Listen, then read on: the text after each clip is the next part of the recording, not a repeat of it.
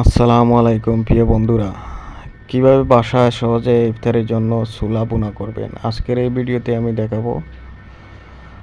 আমি প্রথমে সিদ্ধ করা ছোলা নিয়ে নিচ্ছি 1 কেজি ছোলা রান্না করার জন্য। তারপর 300 গ্রাম পেঁয়াজ নিয়ে নিচ্ছি বন্ধুরা।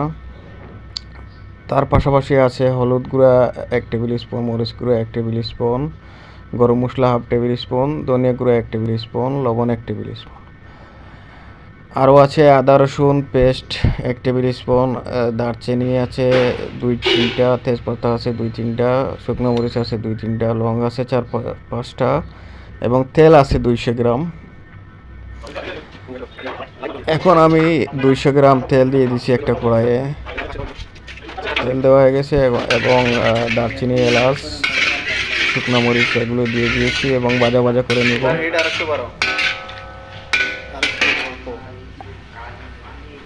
একটু ভাজা ভাজা হয়ে গেলে আমি 300 গ্রাম কুচি করা পেঁয়াজ আমি দিয়ে দিব।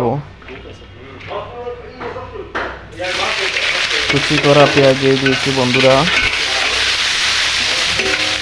এখন ভালো করে নাড়তে থাকবো, পেঁয়াজগুলোই বাদামি কালার না হওয়া পর্যন্ত আমি নাড়তেই থাকবো।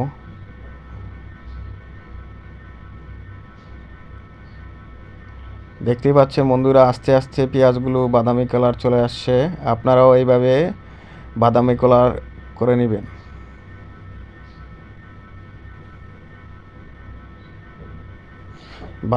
বাদামি কালার হয়ে গেছে। এখন আমি 1 টেবিল স্পুন আদা রসুন পেস্ট দিয়ে দিব, দিয়ে একটু নাড়তে থাকবো। আদা রসুন পেস্ট যেভাবে মিক্সার হয় পেঁয়াজগুলোর সাথে। এখন বন্ধুরা 1 টেবিল স্পুন গুঁড়া মরিচ দিয়ে দিব, 1 টেবিল স্পুন হলুদ গুঁড়া দিয়ে দিব, গরম মশলা 1/2 টেবিল স্পুন, ধনিয়া গুঁড়া 1 টেবিল স্পুন দিয়ে দিব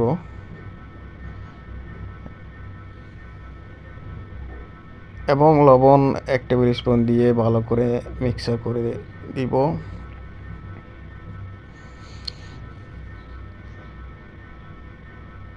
মিক্সার করে দিয়েছি। এখন একটু পানি দিয়ে দিব যে মশলাটা ভালো করে ভুনাবো। 2 মিনিটের জন্য আমি ভালো করে মশলাটা কষাবো।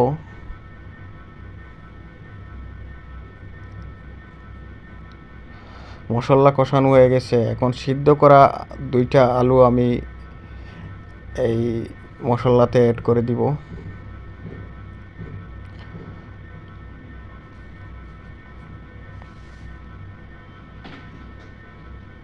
সিদ্ধ করা আলু অ্যাড করতেছি বন্ধুরা।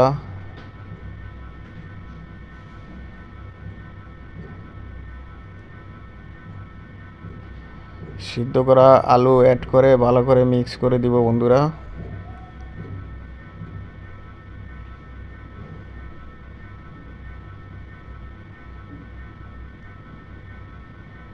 মিক্স হয়ে গেছে। এখন 1 কেজি সিদ্ধ করা ছোলাগুলো আমি দিয়ে দিব। সিদ্ধ করা ছোলা দিয়ে ভালো করে নেড়ে দিব, মিক্স করে দিব ছোলার সাথে মশলাগুলো এবং 1 কাপ পরিমাণ আমি পানি দিয়ে ভালো করে মিক্স করে দিব। মিক্স হয়ে গেলে আমি 5 মিনিটের জন্য এটা ভালো করে রান্না করব। 5 মিনিট রান্না হয়ে গেছে বন্ধুরা। দেখতে পাচ্ছেন কি সুন্দর মাখা মাখা একটা চলে আসছে। এখন আমি ধনিয়া পাতা দিয়ে এটা নামিয়ে রাখবো পরিবেশনের জন্য। আপনারা এইভাবে সেম সহজে বাসায় ছোলা রান্না করতে পারেন।